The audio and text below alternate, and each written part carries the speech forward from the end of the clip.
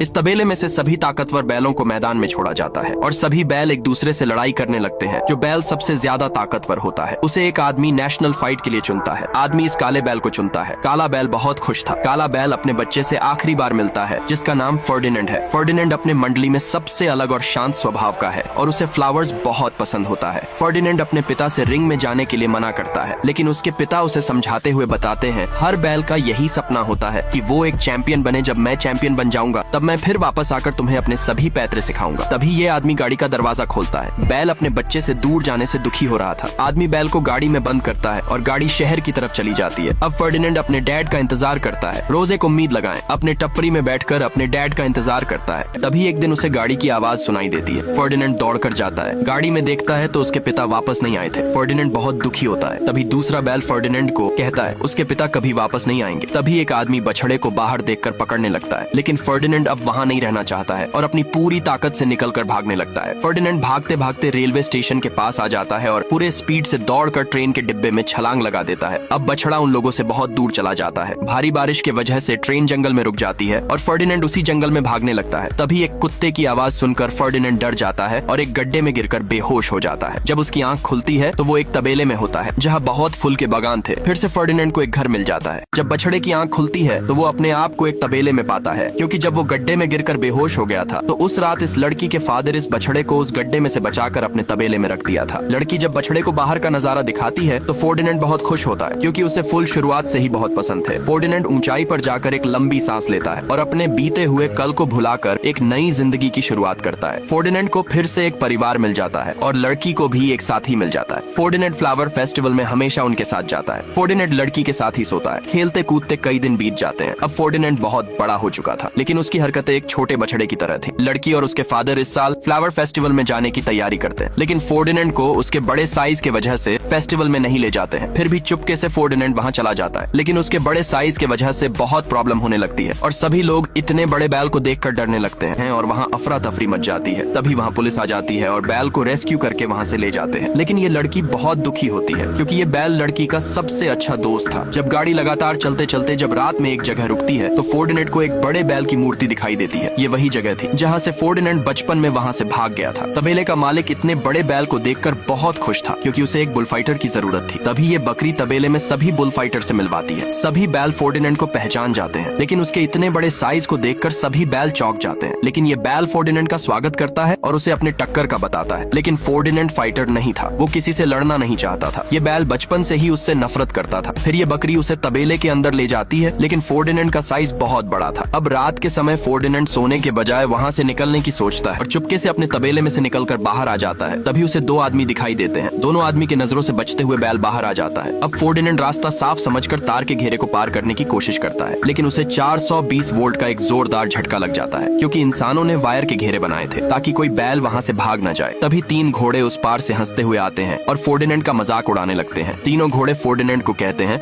ये जगह हम शानदार घोड़ों का है, अगर तुम अगली बार से इस पार आने की कोशिश करोगे तो हम इंसानों को बता देंगे। फर्डिनेंड दुखी निराश होकर वापस तबेले में चला जाता है। अगली सुबह तबेले में एक आदमी कार से आता है। ये आदमी कोई और नहीं, ये वही आदमी है जो हमेशा बुल फाइट के लिए एक बुल सेलेक्ट करता है और कमजोर बैल को मार देता है। लेकिन इन सभी बैल को ये नहीं पता था। तबेले का मालिक सभी बैल को मैदान में छोड़ने को कहता है। सभी फाइटर बैल खुश थे, लेकिन फर्डिनेंड खुश नहीं था, क्योंकि वो सिर्फ अपने घर जाना चाहता था। जब सभी बैलों को मैदान में छोड़ा जाता है तो फर्डिनेंड लड़ने के बजाय बच रहा था। उसे लड़ने के लिए बकरी भी उकसाती है, लेकिन वो लड़ना नहीं चाहता था। तभी बुल सेलेक्ट करने आया। आदमी तबेले के मालिक से कहता है तुम्हारे बुल्स में जोश और ताकत की बहुत कमी है। ये कहकर जाने लगता है। तभी तबेले का मालिक उस आदमी से एक दिन का मौका और मांगता है, लेकिन दूसरी तरफ फर्डिनेंड सिर्फ यहाँ से भागने का प्लान बना रहा था और एक रात सभी बैल को जगाकर उनको यहाँ से अपने साथ भागने को कहता है। लेकिन ये सनकी बैल फर्डिनेंड की एक नहीं सुनता है और उसे डरपोक और कमजोर बैल समझकर उससे लड़ाई करने लगता है। सनकी बैल फर्डिनेंड को एक जोरदार धक्का मारता है, जिससे दोनों तबेले के बाहर आ जाते हैं। ये बैल फर्डिनेंड को बार बार लड़ने के लिए उकसाता है, लेकिन फर्डिनेंड उससे नहीं लड़ना चाहता था। तभी ये बैल फर्डिनेंड से लड़ने लगता है। ताकतवर फर्डिनेंड के एक झटके से सनकी बैल का एक सिंग टूट जाता है। तभी ऊपर से वही आदमी फर्डिनेंड को फाइट के लिए चुनता है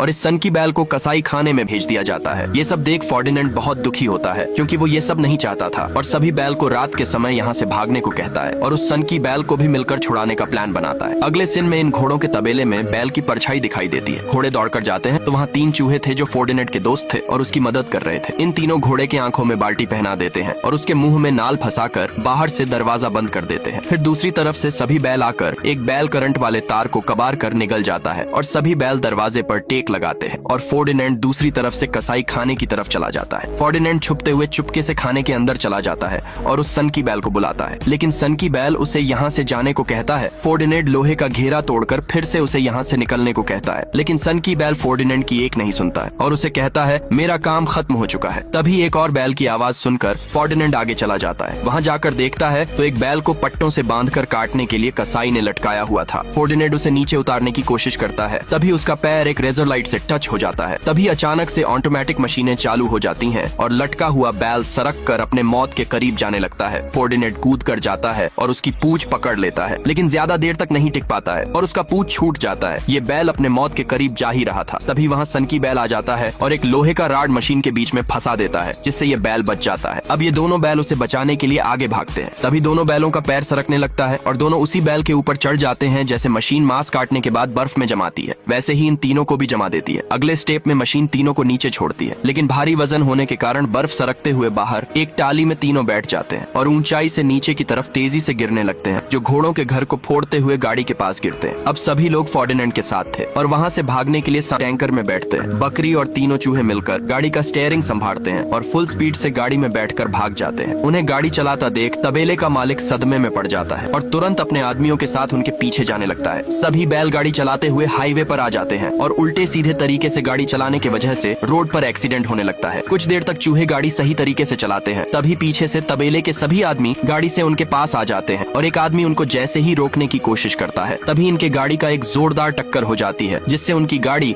हाईवे के उस पार पलट जाती है। ये सभी बैल आगे जाकर एक बहुत बड़े जाम में फंस जाते हैं। सभी बैल रास्ता साफ होने का वेट कर ही रहे थे, तभी पीछे से बैल का मालिक आ जाता है। आदमी को पास आता देख सभी बैल गाड़ी में से निकलकर ट्रैफिक नियमों की धज्जियां उड़ाते हुए भागने लगते हैं, जिससे मार्केट में अफरा तफरी मच जाती है। बैल भागते हुए रेलवे स्टेशन के पास आ जाते हैं और एक रेल के सबसे लास्ट वाले डिब्बे पर सभी बैल चढ़ जाते हैं, लेकिन फर्डिनेंड उस पर नहीं चढ़ता है और अपने आप को उनके हवाले कर देता है।